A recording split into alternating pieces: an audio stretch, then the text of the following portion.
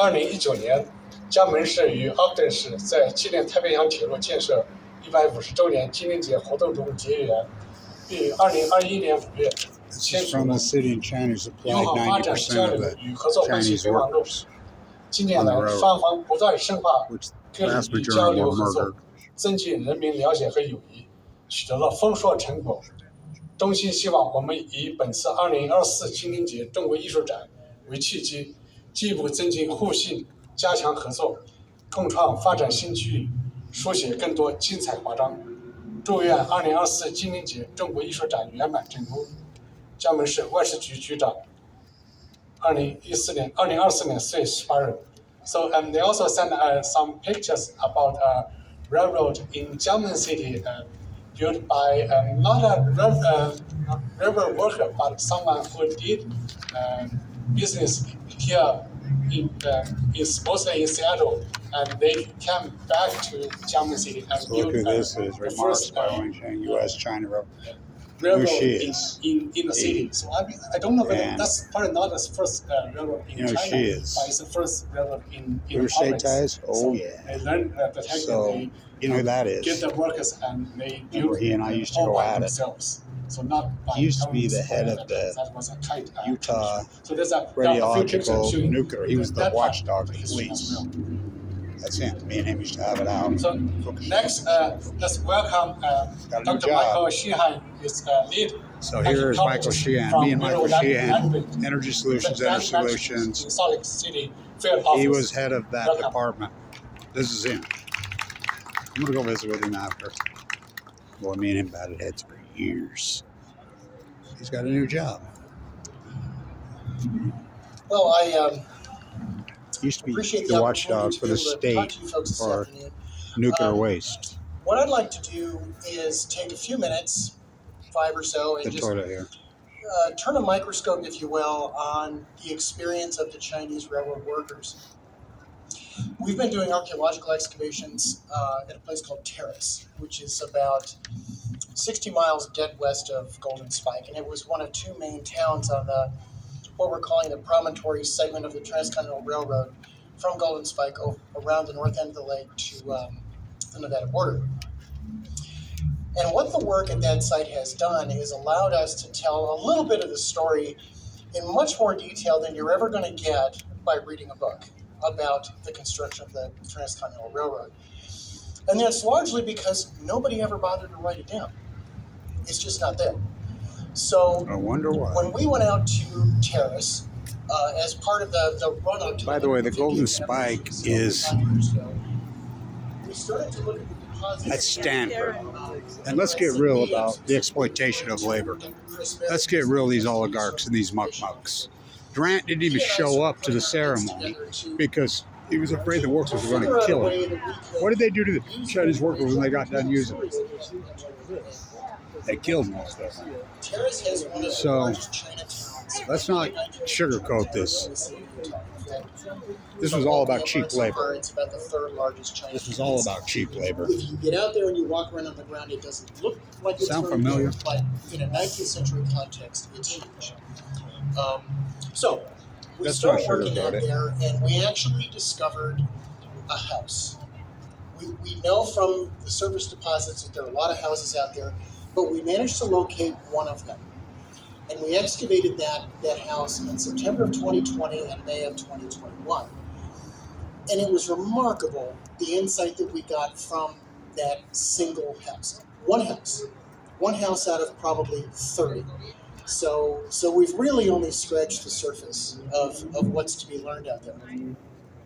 But in a broad brush, what we learned was that the Chinese workers,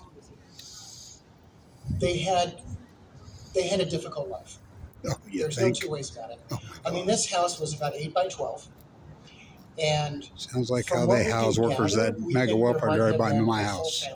Living in there. Oh, they put 20 of them in here now. He did, right next to my house in West Weber. That is very limited space. You think? For that many adults, okay? But we started to see that they did remarkably well in making their lives enriched, okay? We found, for example, evidence of their diet.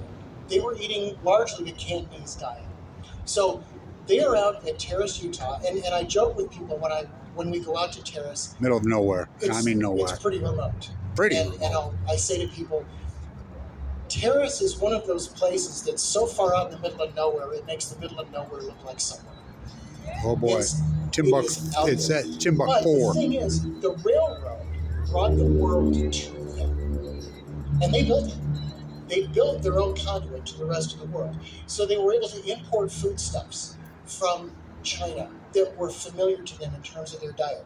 They didn't necessarily have to eat what we would think of as foreign food. They ate their own foods. And they flourished as a result. Flourished. We found evidence of gaming.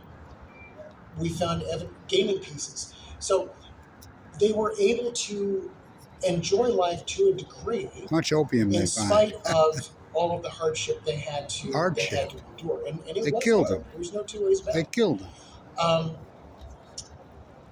By the way, we're maybe 200 years ago today this is that one of the most interesting things Ashley about 100 house. arrived in Ogden. There were floors. I think it's an a irony. finished house, right? It's not primitive per se. It's an honest to God house, and there were floorboards in the house. And one of the things that struck me as remarkable, we found the floorboards, and the floorboards had evidence of whitewash. Now, the reason that was so telling to me was these folks are living a tough life, but in spite of that, they made homes for themselves. And I found that to be very poignant. There was a real humanity in that.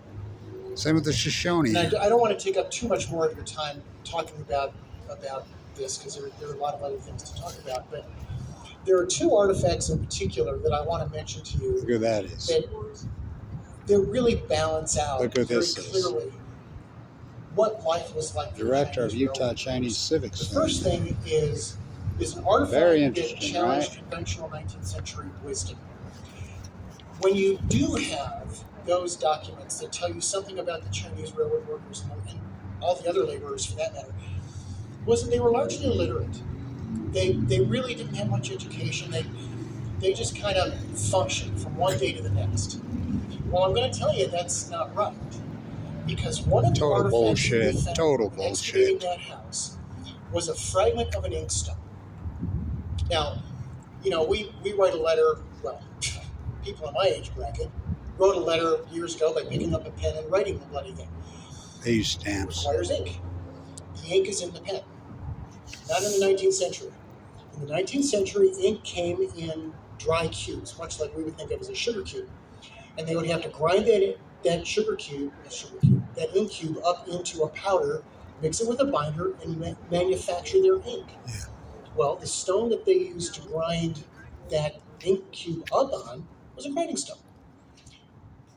About that long was a fragment of an edge of a grinding stone, and it came from inside that house. Now, you talk about artifacts that give you flashes of insight into what life in the past was like. That was one of them. That was kind of a watershed moment, because right away we thought there was somebody in that house who was literate. They all were. There's no reason why were. you would have an inkstone in your house unless you were making ink.